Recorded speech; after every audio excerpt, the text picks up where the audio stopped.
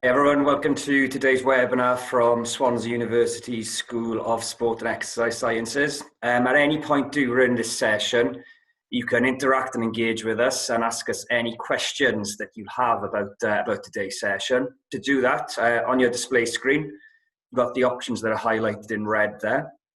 You can use the Q&A button to pull up that box. Type in your question to Dr. Hill. You can choose to send it anonymously if you prefer. Will come through to us, and following the presentation we're going to have a bit of a chat, and I'll pitch your questions to Denise then. If you're not familiar with Swansea University, we founded in 1920, so we're celebrating our centenary. Just this week actually is our centenary, and what started as a small university of just over 80 people on Singleton Park campus, we're now a dual campus university with just about 20,000 students and more than 2,500 staff. In terms of sport and exercise science at Swansea University, our undergraduate programme was introduced in 1997, and the research centre affiliated with the school is the Applied Sports Technology, Exercise and Medicine Centre, what we call ASTEM. It's research intensive within the school, and the work that we do broadly sits across three themes. It's elite and professional sport, exercise, medicine and health, and sports ethics, integrity and governance. This influences the staff that we have and their expertise, the facilities that we have, the projects that we're able to provide at postgraduate level, and the curriculum of our undergraduate programme in sport and exercise science. In on the newer of the university's two campuses, we've got some fantastic facilities across biomechanics, exercise physiology, psychology, and many other areas, as well as S&C. And Swansea is very serious about sport and always has been. So we've got an international sports village with, again, top of the range facilities across all types of sports and athletics bodies, and a student union that runs more than 40 sports teams, almost everything you can imagine, male and female, at different levels of performance to suit all performance needs. And at heart of what we do is collaboration and interaction with industry across lots of different sectors and in lots of different ways. Big one obviously being research, but also where alumni are working and partnering with us, where our students are able to do placements, and companies and industries that sponsor projects as well. And this has projected sport and exercise science at Swansea University to be top 15 sports science department in the UK, according to the Times Good University Guide this year. Sports science research quality is ranked 9th in the UK in that same table, and we're ranked 7th in the UK for graduate prospects in the Destinations of Leavers of Higher Education survey. 100% of our graduates are employed or in further study within 6 months. Following today's session, if you want to contact me at any time, if you want to ask questions about today's topic or about the school in general, my contact details are on screen there. And without further ado, just want to introduce what we've got going on today. So today is penalty shootouts in football and the psychology of choking and why some of our best athletes do choke under pressure. It's going to be delivered by Dr. Denise Hill. So hi, Denise. Hello, how are you doing? Good, good. Do you want to start by telling us a little bit about your background and some of your research and teaching activities? Oh gosh, right. Oh, it's a long story. This could take up the entire hour though, Adam, that's the problem. So yeah, I was an elite golfer back when, quite a good golfer, got good quite quickly, and that's not bragging because it's nothing to do with me. It was just, watching my dad, who was a good golfer, following him and picking up what you have to do, blah, blah, blah. So while I got into the county and international squad and things like that pretty early, what I didn't see coming was the fact that I choked under pressure a hell of a lot. So when it really mattered, that really defining moment of winning a tournament or getting selected for the next level, I choked. So I had a bit of a reputation of a choker. So proudly label myself the queen of the chokers, and that's what has forged my life and also this talk. And I wear it with pride now because it's defined my life. But it was because of those experiences and knowing that I wasn't going to make a life on tour that I then decided to go and find out why I choked. It was very selfish personal discovery that I then went to Loughborough to do sports science degree, Exeter to do what was the first sport and exercise psychology masters at the time. So I was really lucky to time that, absolutely land that. Then I went into higher education, and then because I still wasn't getting the answers from what I was reading and what I was researching, I went and did a PhD into choking. So that was with Cardiff Met and University of Gloucestershire.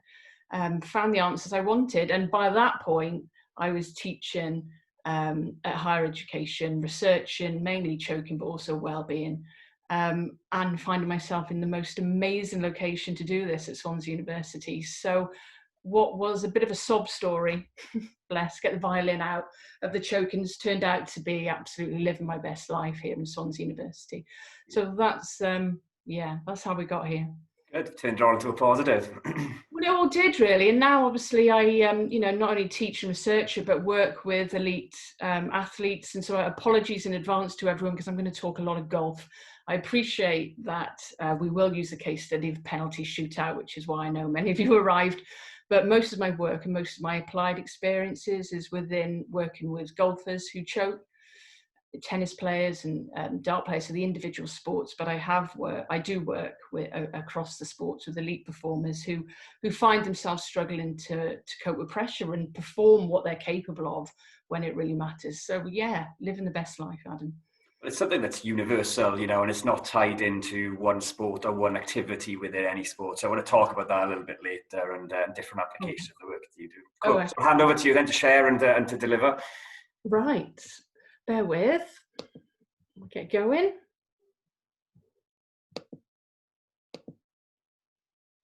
Let me know if you can't see it. Hopefully you can. That's fine, yeah. All right, so there's me. Any guesses where that is? Pride of place. Yeah, I'm sure some of you know. In your chat box, that is St Andrews. It is my spiritual home. I'd like to say I played there, but actually I was just walking around it, and about 2 minutes later I was asked to get off the course by the green staff. But there we go.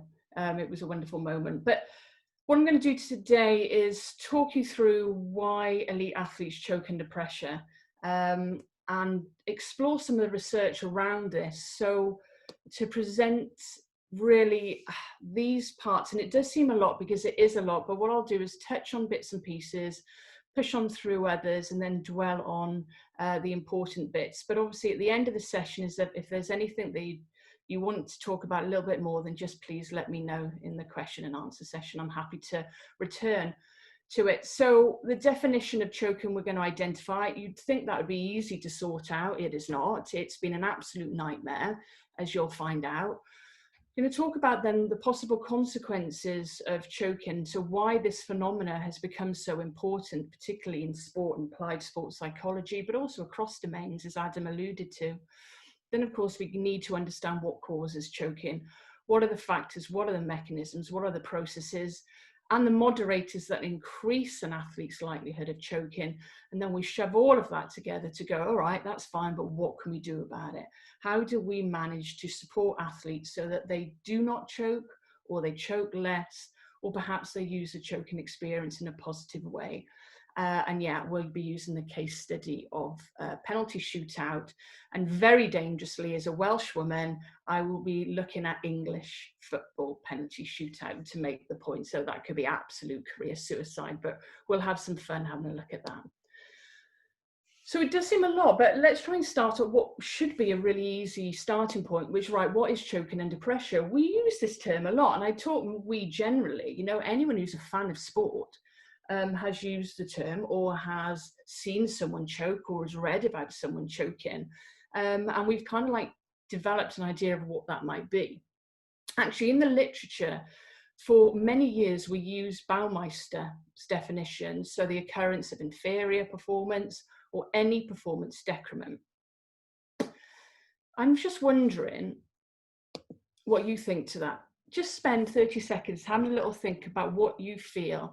You've all, as I said, you've all kind of like used or been engaged with this word before in sport.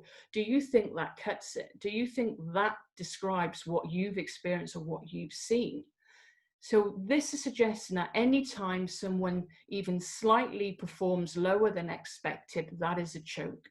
So having a somewhat missed putt that you would normally expect to putt, having a bad day when the timing's not there, and you've missed a couple of free throw shots or whatever, a couple of interceptions in your sport, whatever sport it is, does that cut it?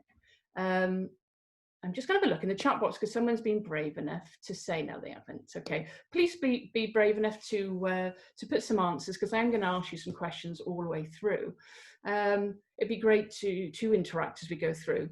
But what do you think? I'll tell you what, when I was experiencing choking and I went to the literature and read that, I think Carl the dog summed up what I thought. It was, this just doesn't cut it. This doesn't cut it for me. I have bad days on the golf course. I made mistakes. I also had good days, don't get the little violin out. But I also choked, and that was different. So I felt that definition didn't quite do it for me. I wonder what you feel about that. So when we look at the media, for example, the media are very clear about identifying experiences that are pretty catastrophic when they use the term choke, yeah? So we're not talking about any drop in performance or any deterioration or the odd mistake here or there. We're talking about a cataclysmic failure, a shock, a dramatic, catastrophic, whatever, we can put some swear words in the end of there. I won't obviously in a public lecture, but you know what I'm talking about. So while the media sensationalize, of course, they're also probably reflecting the terminology that is used by athletes, coaches, and fans when it comes to the choke, that it isn't any deterioration in performance at all. And just as a sidebar, I don't know if you remember this with the Brownlees. It was a year ago, a couple of years ago. So those of you into triathlon, you're running would know this. But that picture is of the younger Brownlee, I think, collapsing, 100 meters, if that, before the end. That was because he had become exhausted, he got his nutrition wrong and blah, blah, blah. But actually, that was a failure in performance. He didn't meet his expectations. So according to Baumeister, you can actually suggest that that's a choke. Well, I don't think anybody of us would refer to that as a choke. A choke is very much a psychological process. And for those who experience it, it tends to be a very dramatic, catastrophic drop. And that goes on to the next slide. How do you feel about that? Agree or disagree? So while I was having a little grump about this, my own experience, it could well be my own experience. So we went off and started to actually do some research in here. And let me just talk this through with you as a little Jackanory. I appreciate some of you in this room won't know what Jackanory is, but go and Google it afterwards. Let's read through this. So this is one of the first people I interviewed about their choking experience. These people came to me and they said they choke. Again, a golfer, I apologize for that. So look, I go from playing 3 under par on a Saturday, so just in a normal competition, to 20 over on the following Wednesday during a qualifier, so an important competition. When I choke, I'm incapable. It's a swing I've learned and executed so many times. My body, my actions, my movements become alien to me. I end up disqualifying myself to save the embarrassment. This isn't having a bad day. It isn't just playing badly, because I can do that too. Choking is exceptional, dramatic, and overwhelming. Okay. And then we carried on asking people, what do you feel choking is, from those who've experienced it? And so it kept coming, the same kind of story over and over again. Look, when I'm having a bad day or underperforming, there's still a chance it could be a good round. A choke is intense. I've nothing, I can't think straight, it's gone. Similarly, I'm not in control of my body. So this is all different golfers, elite golfers, professional golfers in this case, not in control. When will it end? It's like having a fill-in at a dentist. You're just thinking, when will this stop? For me, that's what a choke's like. I just have to wait for it to finish. the choke controls me in my performance. Goodness. So did I warn you that this wasn't going to be the most uplifting presentation? Sorry. No, we'll get better, I promise. But look, you can just see the point I'm trying to make. And I could go on and on and on and on, and probably will go on and on and on, with regarding when athletes are reporting a choking experience, they very much definitely identify it as being something that's very distinct to their mistakes and other performance errors and other bad days. It's like on a continuum from brilliant, optimal, to pretty all right and standard, to having a bad day, and then down the far end there is the choke. That was the story that we were being told time and time and time again. And I thought, therefore, our research group thought, look, it's about time that we challenged and changed that definition of choking. So the first one we put out was this, and this was very early days, and it was based on some athletes, but also on sports psychologists talking about athletes who had choked. And what was very important to us is that we stressed that the choke was a significant drop in performance, caused because the individual simply cannot cope with the demands that's been placed on them. Didn't like that one, I have to say. We moved on quickly, but at least it was a start in the right direction, saying, hang on a minute, Baumeister, I'm not sure you're reflecting the choke here. Let's put something else in place. We added to that and then said, look, acute and considerable decrease when you're expecting to perform well, but it is the result of anxiety under perceived pressure. So we felt it important to bring in the role of anxiety there. And when we start talking about the mechanisms, you'll know why we would do that, because anxiety is absolutely key. So you're the first to see this. This hasn't actually gone out to review yet, but after another 7 years of researching choking and the experiences of choking, myself and Professor Carr from over in Michigan University have started to play with this. And again, I'd be really interested in your views on this, because I say this is something that we're about to put out. So if you think it's crummy and wrong, then let me know. Honestly, I can steal your ideas and make it my own. So when a participant in competitive sport fails catastrophically at a critical moment, so when it really matters, fails primarily due to self-regulatory failure rather than other factors, okay? Self-regulatory failure or self-regulation is the term I'm going to be using a lot as we go on. So just to dwell on that for a second, when we're under pressure, we have a physiological and psychological response. Our heart rate goes, our mind's all over the place. We're thinking about all the good things and bad things that could happen and the situation, blah, blah, blah. So what elite athletes do is take control of the situation of their emotions, okay? Or they accept those emotions, they manage their emotions.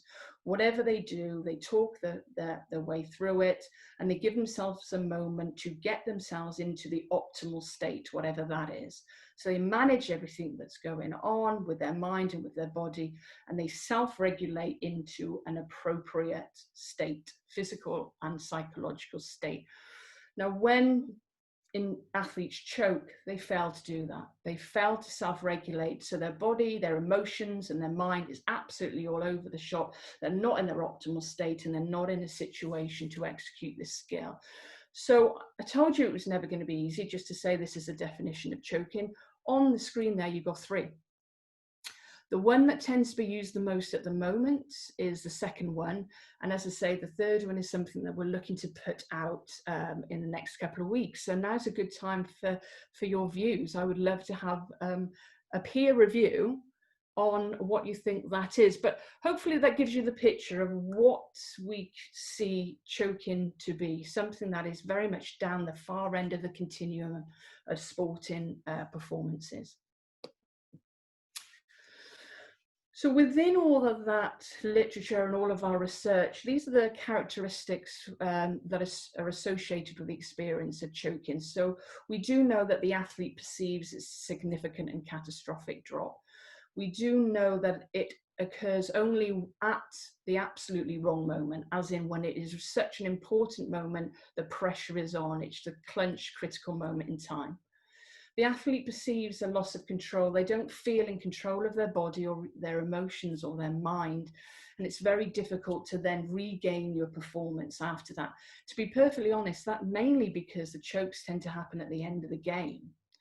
But even when they don't, it's very difficult to get yourself back together because your confidence is pretty shot to pieces. It's not impossible. We know cases where people have recovered and gone on to perform well, but it's been very few cases. The anxiety is intense and it's very debilitative. And an individual tends to engage in avoidance coping, something that we will come back to a lot. So this means rather than facing what they've got in front of them and trying to manage the situation and manage themselves and really focusing on the task, instead it's denial or rushing away from the situation. And that's understandable because that's human being. When we're under enormous amount of pressure and threat, our anxiety is really high, we've got this fight and flight response. It's very instinctive. So actually some elite athletes, when they're under a huge pressure, check out. They rush through it. They kind of like deny that they're in the situation. They downplay it. They think about something else and they just get through it as quick as they can. That is avoidance coping. And because you're not self-regulating and putting yourself in a position of optimal performance, the choke is likely to happen. Very briefly on the presentational concerns, that's an interesting one because certainly we found that those who choke are very concerned about what others think of them. And not just what others think, but they are absolutely fearful of negative judgment from others. So when they step out in front of a crowd, or maybe selectors, or maybe a coach, or maybe the parents, they're very concerned about being seen as incompetent, making a fool of themselves, making an idiot of themselves. They're like, oh, I hope I don't mess this up. I hope I don't mess it up. I hope I don't look stupid. And those kind of concerns will obviously not put you in an optimal state. And as we'll see in a moment, the post-choke consequences tend to be quite acute, sometimes very bad. Sometimes those consequences in the long term can be actually quite helpful. So there's what choking looks like. But rather than, I don't mean to be a little bit facetious and tongue-in-cheek about this, but obviously most of this has come from our research, and research that is going on is supporting and building up this picture of what choking is. Certainly not everyone, I think it's fair, not everybody agrees that choking is this catastrophic drop. And there is some concern about, well, how do you know what's catastrophic? How do you know what's significant? Is a 1 millimeter missed 2-foot putt a choke compared to missing the fairway by 80 yards? How do you know what's significant? Well, my answer to that is, well, the athlete knows. The athlete absolutely knows because of those other characteristics. They know that missing a 2-foot putt by 1 millimeter is catastrophic and significant because they never miss that putt. And they may consider 70 yards missing the fairway isn't a choke because they were in control. They were absolutely happy with the set, but they had a technical fault at the top of their swing and that's why they blocked it. So I'm talking golf, I apologize. But I have not been dissuaded from this definitions yet, but I'm more than happy to be proved wrong. That's a lie. I won't be happy to be proved wrong, but I'll accept it. All right. So why have I spent so much time concerning myself with choking? Because it's important. It's really, oh, beg your pardon, it's really important to many people. Have a little look at that.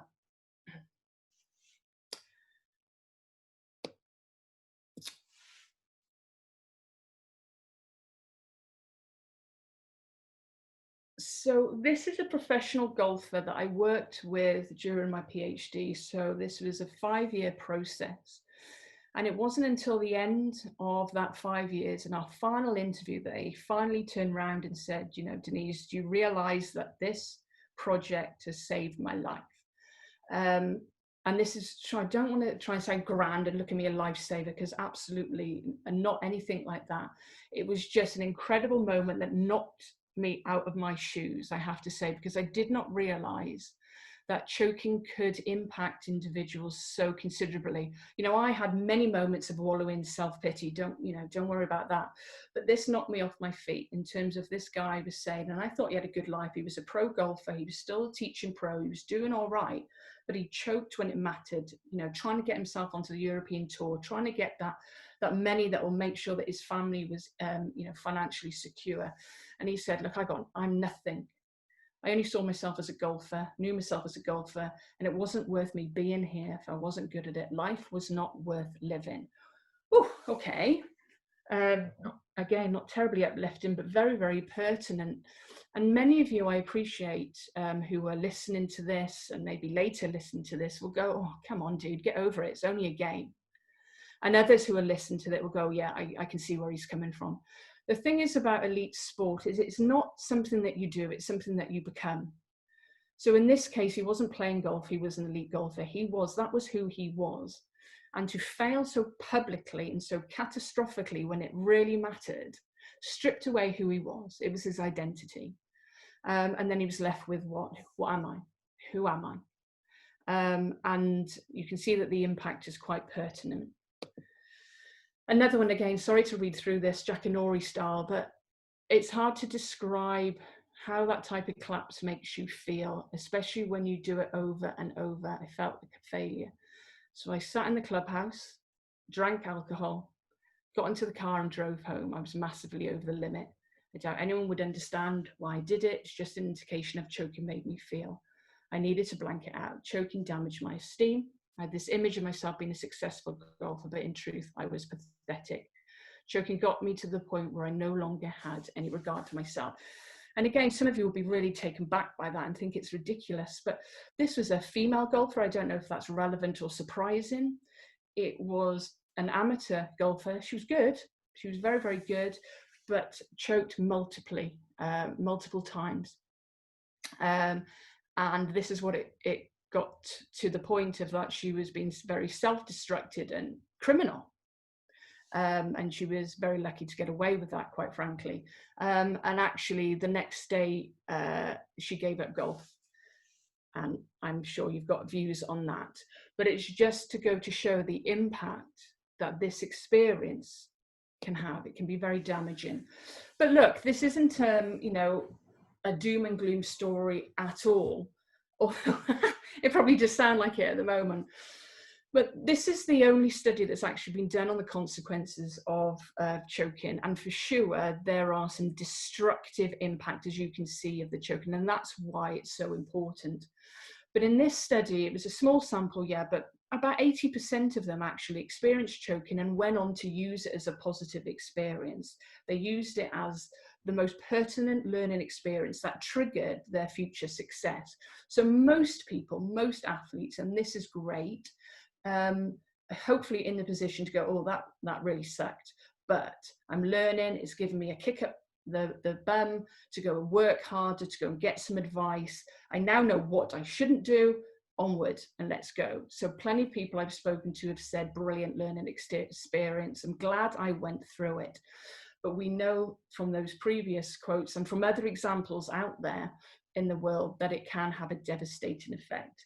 And sorry to talk golf again, but those of you into golf know that Rory McIlroy had a huge choke, didn't he, at the Masters? When was it? 2012? Is it that long ago? And he was like in tears for days afterwards. And he talks about this quite openly, that he was just beyond devastated. And he went on to win the very next major. Oh, that was good timing. Amazon delivery coming in, there are other providers available. So yeah, and Rory McIlroy went on then to win the next major, and he made sure that everyone knew that that choking experience of the Masters was the reason he went on, because he learned. Okay, all right, so there's the importance of choking, but let's talk now very briefly about why it happens. So certainly choking occurs under pressure, So athletes are in their situation when it really matters and it really counts and they really care, and they experience pressure. And as a result of that, they experience anxiety, cognitive and somatic anxiety. So their physiological changes, and they start to have doubts and worries, etc., etc. Now, when individuals experience anxiety, some athletes will do what is called self-focus. And that is when they monitor or control the explicit elements of the skill. All right, what on earth does that mean? Right. So think about when you learned your skill, your sport. And I really should have asked early on what your sports were. I don't know how many of you are golfers, and you're probably switching off to all my golf anecdotes, but think about your sport. and how you learned the skill. Okay, so you learned the skill with your coach, giving you technical points. So in terms of my coach, I was told you hold the club like that, you take it away with your shoulders, you hinge here, you do this with your shoulders, you do this with your hip, you drive through, blah, blah, blah. So as a beginner, I'm picking up and thinking about all of these coaching points, and I get myself an half decent swing. Boom. You with me so far? So those technical coaching points are called the explicit elements of your performance. Of your skill. Okay.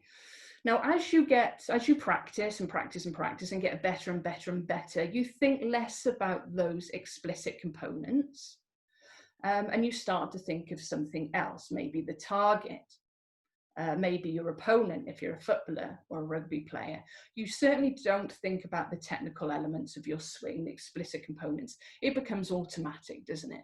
So you execute the skill automatically, no focus on explicit components, and that's when you play your best, because then you're up and you're looking at your opponents, you're thinking about the target, everything's fab, execute things autonomously, boom, that's your optimal performance, and we're away.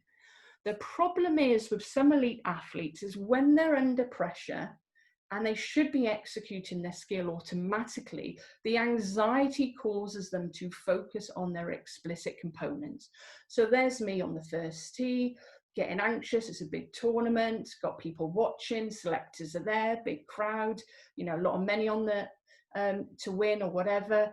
I'm like, wow, this is big, this is important. So rather than standing there and thinking, there's my target, 300 yards down the fairway, yeah, right, who am I kidding? Instead of that, I'm thinking, right, this is so important, right, don't forget your grip, right, really get those shoulders to. So all of a sudden I'm thinking about those explicit components, aren't I? That's self-focus. I'm thinking like a beginner, and so I will play like a beginner. Concentrating on those explicit elements is not effective. That's what you do as a novice and a beginner.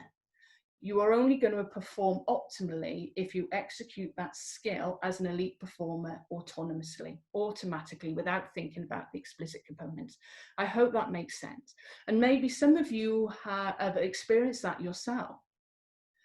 When you're doing all right, and then suddenly you think about a technical element and your game goes to shot. You think about what your foot's doing, what your elbow's doing, whatever it is in your sport, and it goes to pot, your timing goes. Well, that's because you're thinking like a beginner, you're processing the skill like a beginner, and there's only one way that's going to go, and that's a choke.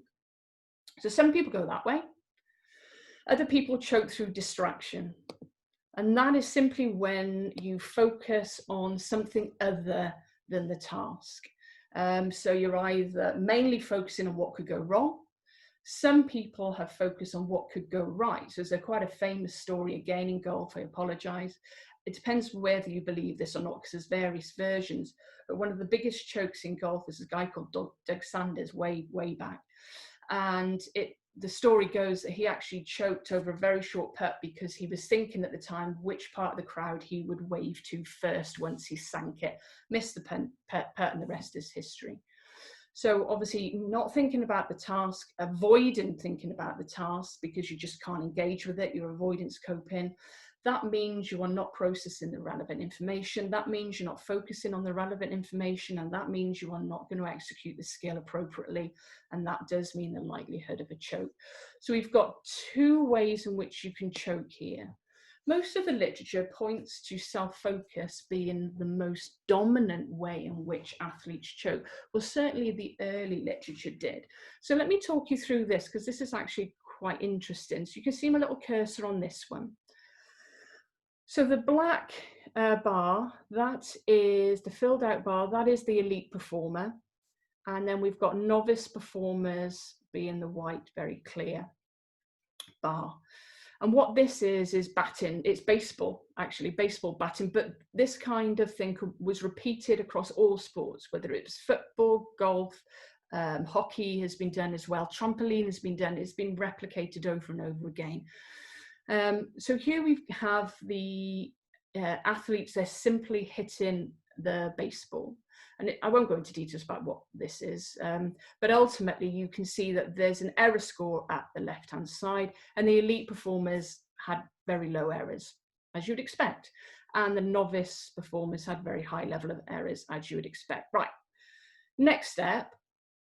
The experimenters put lots of distraction tasks on the participants. So they made them listen to a tone, or they made them count backwards, or some random letter sign, but they were having to bat while doing a distraction task of some sort.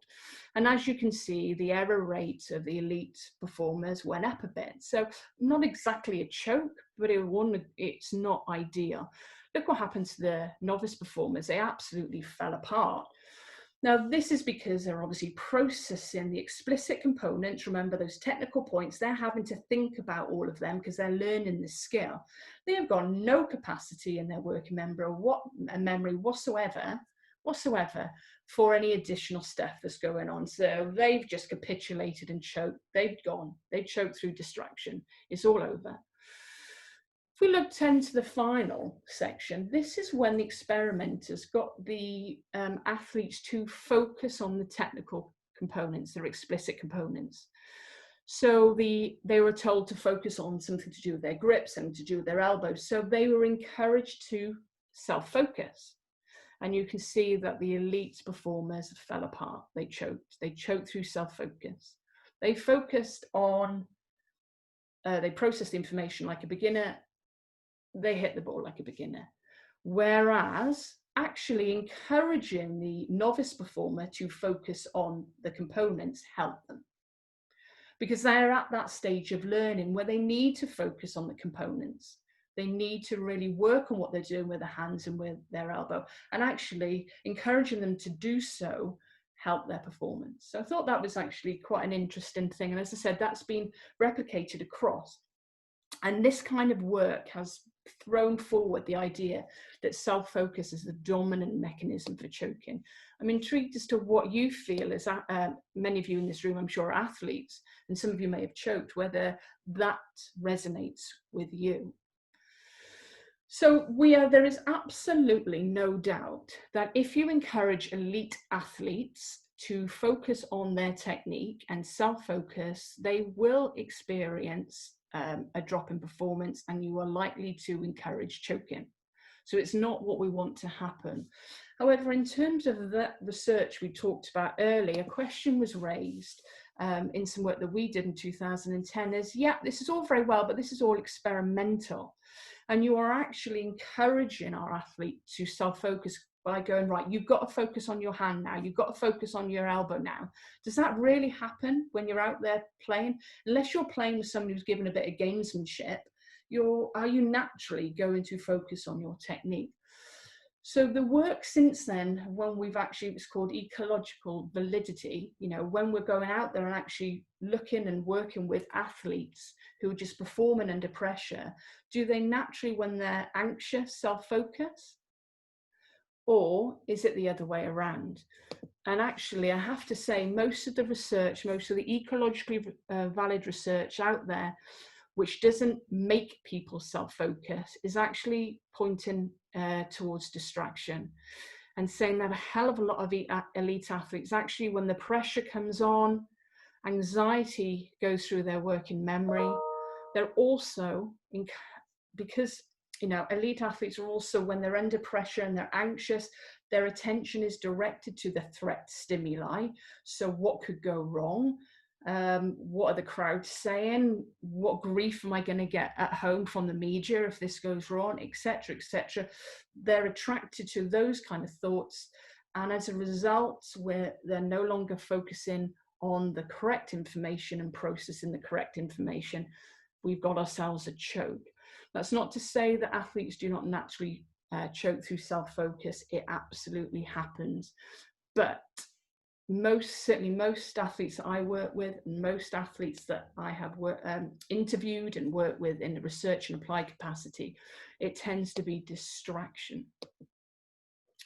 So we do choke through multiple routes. Indeed, there are athletes out there, me included, who have the ability to choke through self-focus and distraction. Thank you. Proud as punch. And the reason I can do that actually is because of these key moderators of choking. just very briefly before we go on to the main event, which is the intervention to finish off with. So these are the key moderators. There's actually a couple more, but just to start very briefly on trait anxiety, you're born with it. It's nothing you can do about that. You're either high or low. So most people are either, those who are born with high trait anxiety basically tend to see most things as a threat. So athletes with high trait anxiety will often have high levels of anxiety. All right. It does mean that they have a somewhat higher susceptibility to choke. It doesn't mean that they will.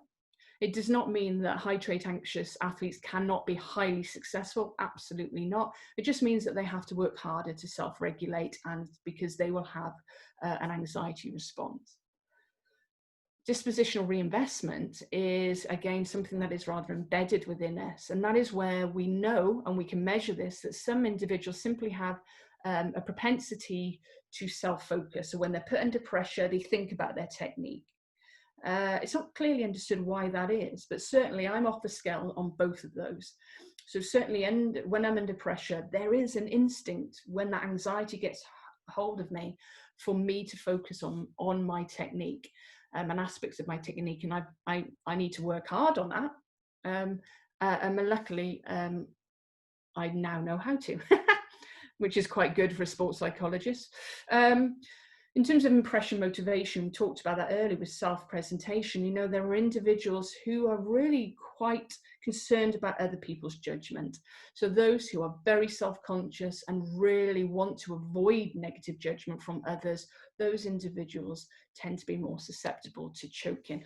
There's not masses amount we can do about those three. Those are applied sports psychologists, because it is what it is. We can intervene and we can manage the anxiety. Of course we can. But what we tend to do is work with athletes on these bottom two, which is self-confidence and avoidance approach and coping. So your coping approach. This is where we can intervene hard and manage to alleviate choking, because I'm sure it's no surprise to any of you in the room that those people who are high in self-confidence are very unlikely to choke. And those low in self-confidence who don't feel that they've got the capacity to get through the situation, they've got the skill, they've got the psychological, mental toughness, whatever you want to call it, if they don't feel that they're going to get through this, and they fear getting through this, they fear the consequence, you can imagine that they're not going to self-regulate appropriately. And there we've got our choking susceptibility.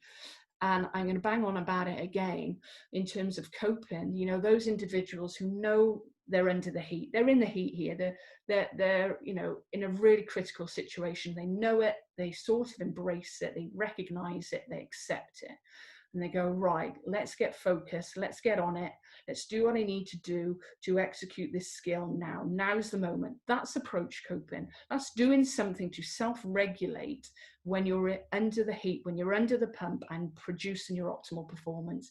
Whereas if you go avoidance, you go, I'm not coping, I'm not interested, it's too much, just want to get through it. I'm going to deny it's happening, it's all simple, I'm going to play it down, it's not important, it's just another game, that kind of thing. That's actually not enabling yourself to self-regulate and get yourself into the optimal mode so you can execute. So those are the kind of things we throw into the mix now when we get onto the intervention. Hopefully that's clear. Hopefully all of this that I've just talked about all comes together now with your interventions. Just checking the time because I'm sure I'm going over. Yep, thought I was. I do apologize. So what can we do to stop choking? Let's use the penalty shootout story with England. Okay, and I'm gonna push on. This isn't me being a Welshwoman pointing the finger at all. I mean, you know, it is what it is. You know, the stats are out there for everyone to see. England had a reputation for struggling in penalty shootouts, and you can see all of those losses. I have to say, since 2019, they really should have lost that tag. They are now actually quite successful in their penalty shootouts, and I don't expect that to change. But certainly before 2019, 2018, they were absolutely struggling. So we're going to try and put a video. I'm going to try and do one video here. Oh, I'm going to share the videos, Denise. I've got them here ready, and I'll share each one individually, and we can talk about them then. Okay, so what I want you to do is have a look at this first one of Gareth Southgate. Why not? Put men to the pump. What I want you to particularly look at is his behaviour, where he's looking at, but also the response to the whistle. See that, Denise? Yeah. Now some of the less regular penalty takers have got to stand up and be counted. And amongst that list, Gareth Southgate. And Kaka saved them. And Germany are... I don't think that was his proudest moment. I mean, he's obviously a fabulous player, but that's not his best moment. Should we have a look at the waddle? Yeah. Let me just pull that up. Just again, let's have a look at his behaviour. And again, just the response to the whistle is really important.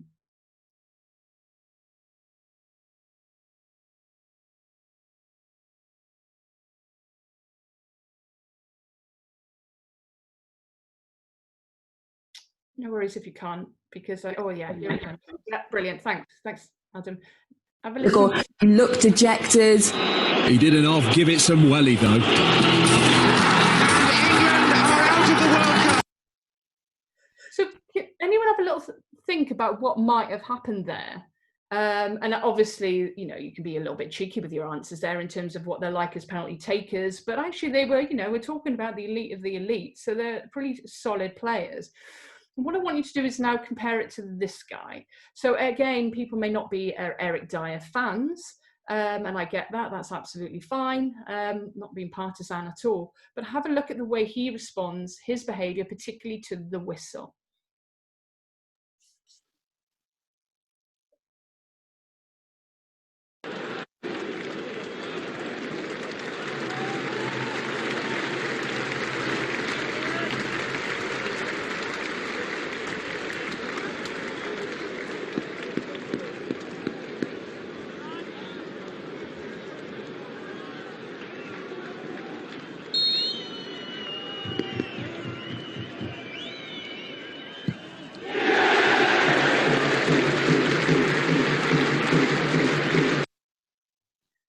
Oh, thanks, Adam. Let me just share my screen again where we were. So I'm not sure, can you see my screen, Adam? Just checking. Yeah, fab. So I'm not sure whether you saw it, and actually, if we showed Eric Dyer over and over again in all of his penalties, you'd see it exactly the same. I'm not sure whether you spotted it. It's not always easy to spot what's going on. And I appreciate this is observational stuff, but there's a guy called Guy Jourdain who has actually made his living out of understanding England penalty shootouts. He has genuinely made his career. What's quite funny is he's actually Norwegian and works for the Norwegian Football Association. But he spent years and years and years on understanding what was going on with England shooting, and others, I have to say, because it's not just them. Spain have also got an awful record. So what he did, first of all, is same as you, but went through everyone's penalty kick. 359. All penalties in the World Cup, European Championships and UEFA. What did he find? Avoidance coping. Either looking away from the goal, preparing and taking the shot quickly, occurred more often in the very important kicks and led to more misses. This has been repeated. The 8 most merited European nations, England, Spain, Germany and so on, Portugal, World Cup, European Championships, all 200 shots. They had a look at team status, self-regulation and performance and found, beg your pardon. Now, team status is not just your ranking in the world, but it's also how big your sport is, your reputation, and how important, you know, your sport is to your nation. And obviously football is beyond in England. The pressure is horrific for England footballers. And this, ultimately, the conclusion was they appeared to underperform or even choke at times because of the pressure that they're put under in terms of status. But the often self-regulation strategies that were noted by Jourdain, which was avoidance coping, just to kind of like distance myself from this before I get, you know, hounded with trolls of abuse in terms of football. This isn't my research. So Jourdain is the one who went through all this. and found that relationship. But certainly, it's a really interesting case study, I have to say, and has certainly been taken on board by those who work in football at the FA. And who knows, I don't work in the FA, but I do know the sports psychologists who work there, and I absolutely know that they appreciate the main principles of choking and optimal performance. So putting all this together, how do we alleviate choking?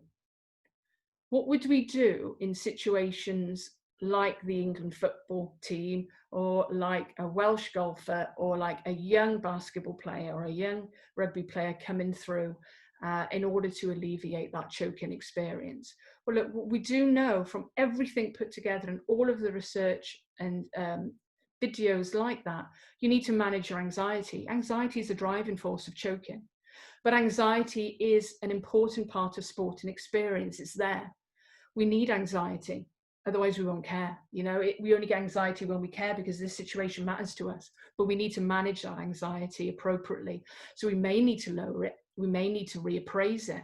We may need to accept it, but we need to do something with it so that the athlete is comfortable being in that anxious state and is able to direct and maintain their attention towards that task, the task relevant information. So strategies are needed to go, yeah, this is a really tough situation, but that attention goes on what matters now, not on getting home, not on getting away, not on what's for tea, not on what can go right or what can go wrong, but on what you need to do now. And of course, what we know from self-focused research is that that focus must be on something that is external. So in the case of the footballers, maybe a part of the ball, but ideally maybe the target in their mind's eye of where that ball is going to go. In a golfer's case, the target, where on the fairway, you know, in your mind, but certainly not internal. Hopefully that makes sense. And those are the principles. And that's all we need to take as applied sports psychologists forward. This is the bit I do struggle with, and this is why, you know, whenever you do media and whenever you do talks, the question is, all right, you know, I choke, or my son has choked, and, you know, how do we make sure it doesn't happen? Well, there is no one pill, unfortunately. It's absolutely dependent on the individual and why they have choked. You know, it seems like a little bit of a fudge answer, but that's the absolute truth. You know, like anything, you have to understand the individual, the context and the processes, and the process in which that has triggered the choke, and the moderators in this case. And then psychological skills are like any other skill, they have to be learned. And that takes time. But this is the toolbox there in front of you of the strategies that we tend to dip into when we're dealing with choking susceptible people. And I'm just going to talk through very briefly a few of them, if that's okay, the big ones. Apologies, the psychologists in the room, for showing you a very simplistic picture, but ultimately, the left brain works when you're analysing, when you're problem solving, when you're thinking things through. So we know elite performers, when they're preparing to perform, their left brain is lit up like a Christmas tree. It's really active, it's working, making decisions. And then just before skill execution, when you're going to perform the skill optimally and automatically, left brain, nothing happens, right brain activates. And your right brain is about creativity, intuition, feelings, visualization. So the right brain controls your automatic motor execution, so that you're absolutely delivering your perfect performance as a result of left brain calming down and right brain taking over. Does that make sense? I'm trying to in layman's terms, but hopefully that is clear. So wouldn't it be absolutely amazing if we could teach this? Well, do you know what? Apparently you can. Now, this is Professor Beckman now over in Germany, when he came out with this, honest to God, he was laughed out of the room, but he is now having a last laugh because the evidence there is backing up his claim that all you have to do is try to activate your right brain once you've made the decision. So you've done your analytical stuff and you activate the right brain by clenching your left hand. Cheapest thing to do is that, you know, you can do it with the tennis ball, but you just clench, and that activates the right brain. And it's like, oh yeah, right, whatever. The evidence is now coming through. So have a look at that work, Jürgen Beckman, if you're interested. And it does activate the right brain, and it does absolutely, with practice, it does allow the right hemisphere more activity. It's not going to cure the choke overnight because there are other things going on. But it has been demonstrated to help significantly. Wow. And of course, you know, you can do this whether you're playing football, whether you're playing golf, you can do that. That's mad, isn't it? You've got Ronaldo with the eye tracker on. I don't know if any of you have seen that. Unfortunately, the video I can't show you for various reasons, but this demonstrates what the elite performer is actually focusing on when they're playing. And we can learn a lot from that, you know, in terms of how they're judging the space and the movement of others, how they're working out their opponents and so on. Well, what we've learned from eye tracking research is also that just before skill execution, but automatic and optimal skill execution, the gaze is actually incredibly still. It's called a fixation. Incredibly still, and that means that the right brain is taken over because everything's still. When we're analysing, when we're thinking, actually our gaze is naturally all over the place, even if we're not realising it. But then the best performers just before execution, that's still, it's a fixation.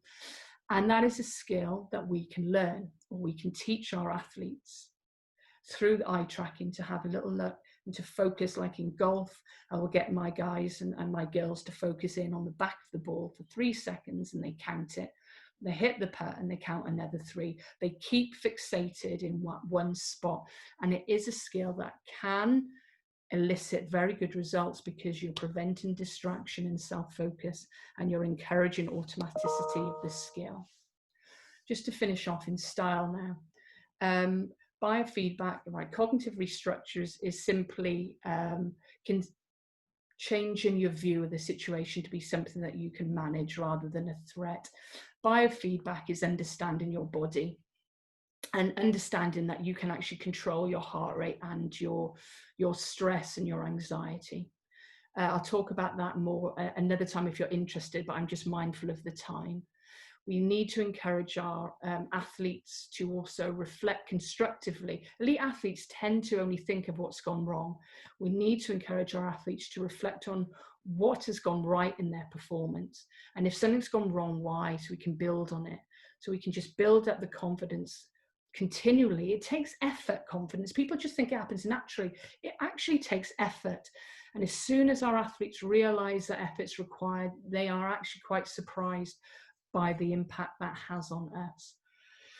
Finally, pre-performance routines is a must-go-to for choking individuals. So here we have a behavioural element which just gets the person comfortable and relaxed or whatever they need in their self-regulatory state. They may use instructional self-talk, which could be like focus on that, or even motivational self-talk, you can do it, which directs their attention to what they need and also manages the debilitative anxiety. What's important is a big myth about pre-performance routines is that they have to be identical in terms of time. They don't. The more difficult the situation, the more stressful the situation, the pre-performance routine should take a little bit longer because it takes you longer to self-regulate. But what has to be absolutely consistent is sequential, what you actually do in your routine and in what order. And whilst I'm a Neil Jenkins fan, put it out there, I think we'll finish with a really good example from Neil Jenkins' protege. Have a little look at this. They break out for their first try. We are all square. And Dan Bigger is lining up this shot at goal. And the line at his feet, or in front of him now, is the halfway line.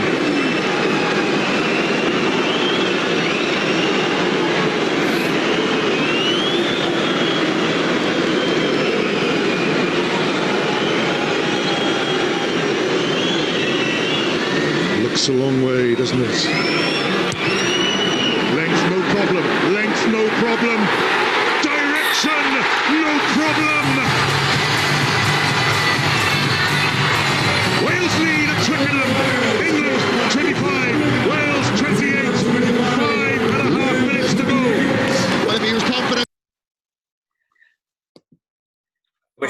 watching the next 5 minutes of that game. No, oh gosh, I do apologise to any England rugby fan in the room, but I absolutely adore that. I obviously adore it as a Welsh rugby fan, but I adore it as a sports psychologist. The pressure that guy must have been under there to knock England out of the World Cup at Twickenham in front of that crowd, and that routine was solid. He kicked that sweet. Yes, he's a very good world-class kicker, but the routine, the self-regulation, you could absolutely see it. And as he went through the World Cup, obviously he put the Macarena to his routine because it was that consistent and that obvious. And actually he had to change it because in the end after that, because of the Macarena, it brought, you know, a little bit too much of attention to it. But he absolutely used, and he talks about it openly, you can read about it, he absolutely embedded that routine through training, years and years of playing and building up the pressure. That routine was behavioural in terms of he relaxed it, he used self-talk, he used imagery, and he self-regulated. So he used approach coping, and it was, you know, he engaged with the situation. You know, this is so important. Let's get it right. What do I need to do now to execute this skill automatically? I need to focus on that once I've got myself into the psychological state. And that is always why the pre-performance routine is my go-to. And yes, of course, it's much easier to use a pre-performance routine to close tasks like the kicking and putting in golf and tennis serve, and the three throw in the basketball. But you can absolutely use very shortened versions of pre-performance routines during team and open sports as well. So we produce some research in football where very brief, but they exist, pre-performance routines that just get you into the right self-regulated state to nail your performance. I think I've gone slightly over time, which I do absolutely apologise for, but hopefully that's given you an insight. And if you want to know any more, then please do contact me. If you want to read any of this stuff, it's out there, it's open access, but if you want me to send papers, I will do, to read more. But thank you very much for your time and for listening in. I hope you found it useful and I hope you enjoyed it. Fantastic, right. Thanks very much, Denise. If you don't mind then, we've got 5-10 minutes of questions. I've got some things to ask you, and if anyone in the audience has got any questions, then please type them in on that Q&A button, and I'll ask Denise as many as we can then. To begin with then, Denise, we had a question that was emailed in advance from Victoria. Does choking affect adults and youth similarly or not? Yeah, there's no, interestingly, there's not exactly a massive amount of research on this. Due to the sensitivity of, you know, the phenomena of choking, most research has been completed with adults, you know, the over 18. The work that I've done with the under 18 doesn't give me any indication that there's any difference. Certainly in terms of psychological processes, there wouldn't be any difference. Ultimately, it's anxiety, self-focused distraction, and so on. It may well be that we would work with children somewhat differently to adults in terms of the intervention, but there's no suggestion that the process and the cause would be any different. Good question. Yeah, it is, and there's a linked question that's just come in now as well, whether youth failure implies future fear. And a question that's just come in live now as well from Richard is, does it make it even more difficult for Rory McIlroy to win the Masters because it's on the same course every year where he choked and failed in 2011. So, you know, it's that previous choking and failure and how prominent that is as a this is the thing, isn't it? And that's why choking is so important, because, you know, you've got, you know, that fail, you know, it's interesting because my colleagues who work in resilience and adversity related growth, they always bang on about the importance of failure. You know, everyone who's made it to the top always talks about a time when it was very difficult, where they failed, where they injured, where they thought it was all over. So they had this adverse event and experience.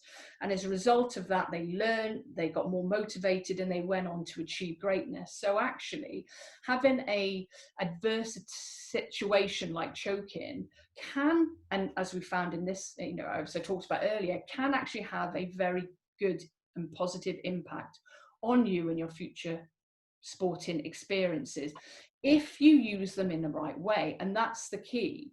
You know, if you use them in a constructive way rather than a destructive way. So yes, this has happened. It's not about me. It's about what I thought and did at the time. And if I think and do things differently next time, I won't choke. It is genuinely that simple. But of course, the people who are living it and experience it and feel so absolutely bloody awful at the end of it, it's very hard to get them to the point of understanding this is a constructive experience. But that's where we come in and go, this isn't about you. It's a learn. Being able to perform under pressure is a skill. It's like learning how to, you know, throw a rugby ball. You learn how to perform under pressure. So let's take this failure as simply a learning experience. So for sure, in terms of Rory McIlroy, he has showed himself that he can learn through his past failures.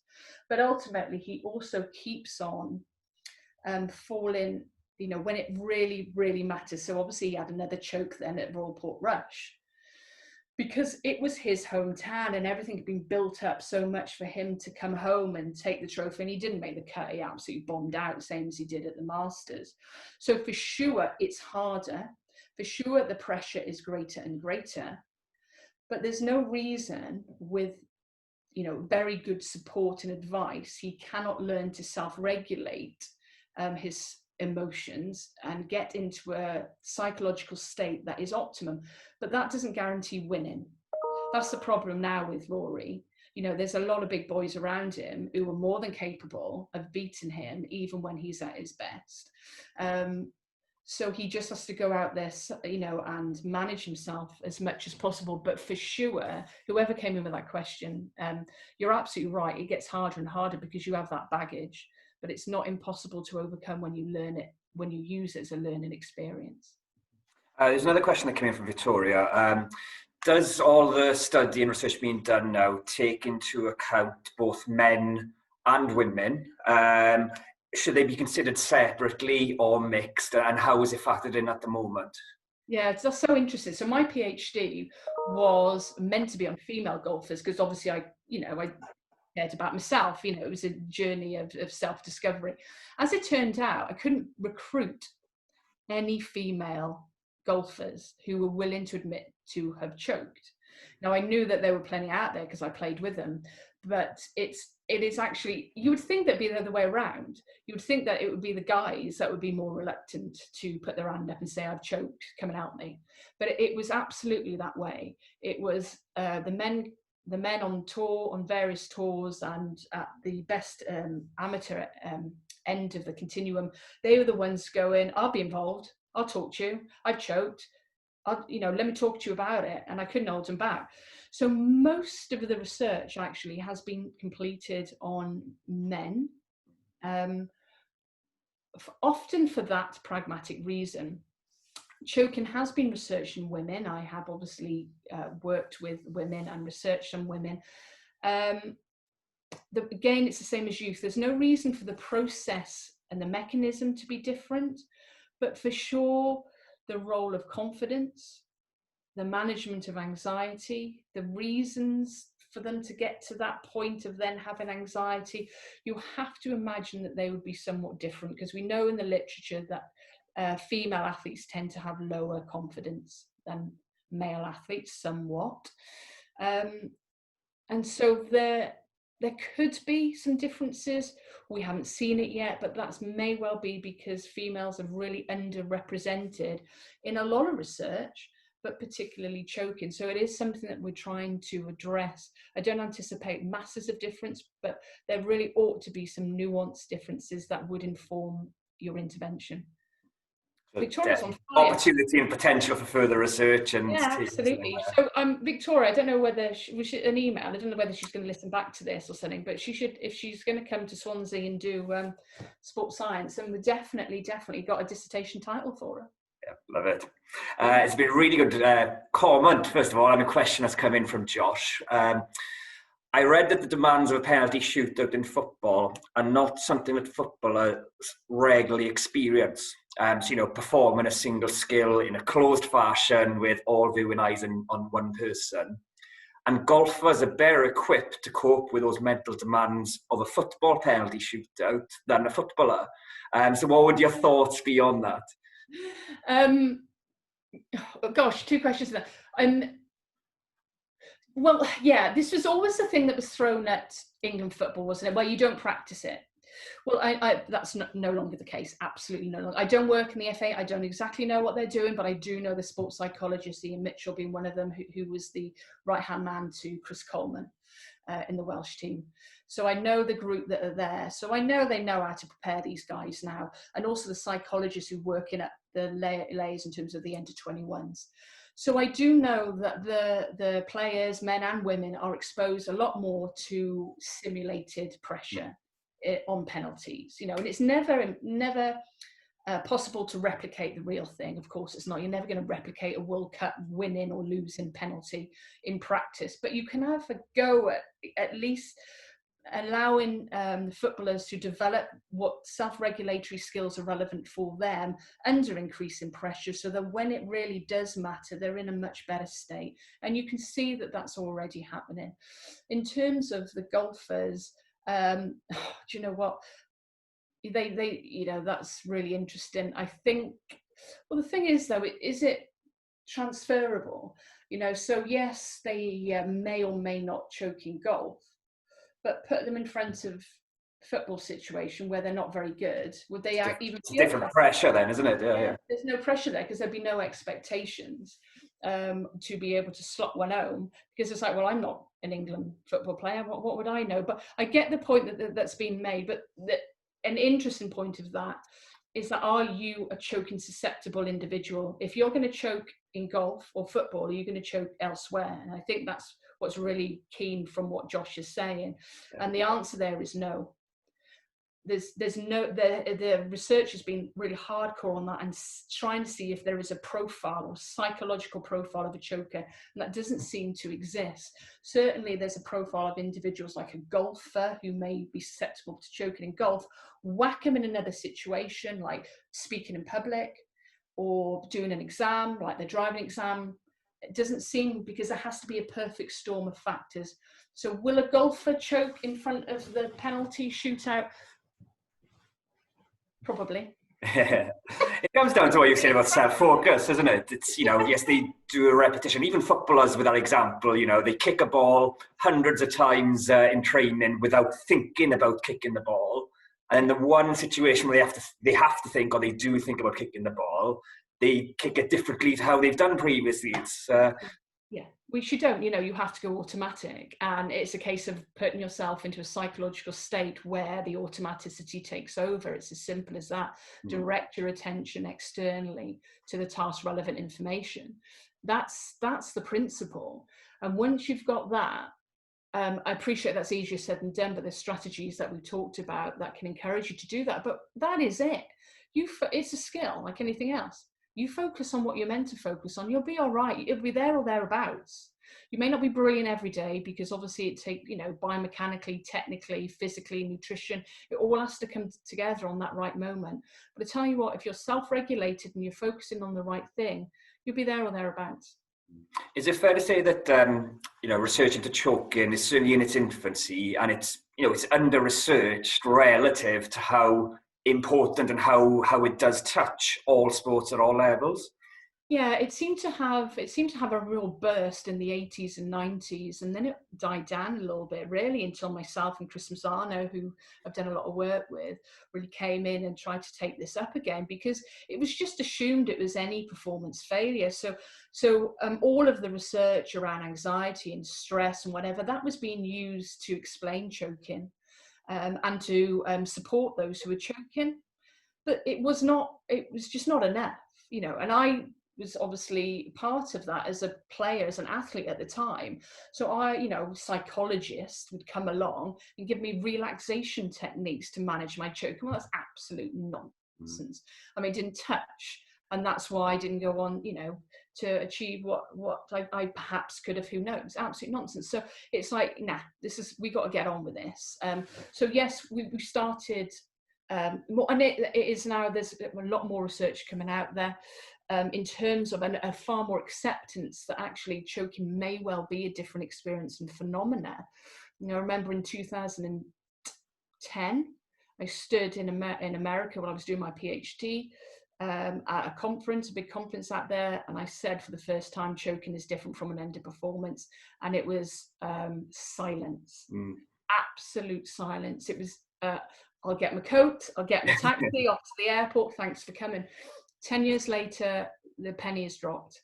But it's had to take 10 years of research and literature and experiences from athletes and sports psychologists to drive this message home, that we need to respect that for athletes who choke, who believe that they've choked, this is something slightly different, and it needs to be respected as that, and research. Oh my God, we've only just started on that.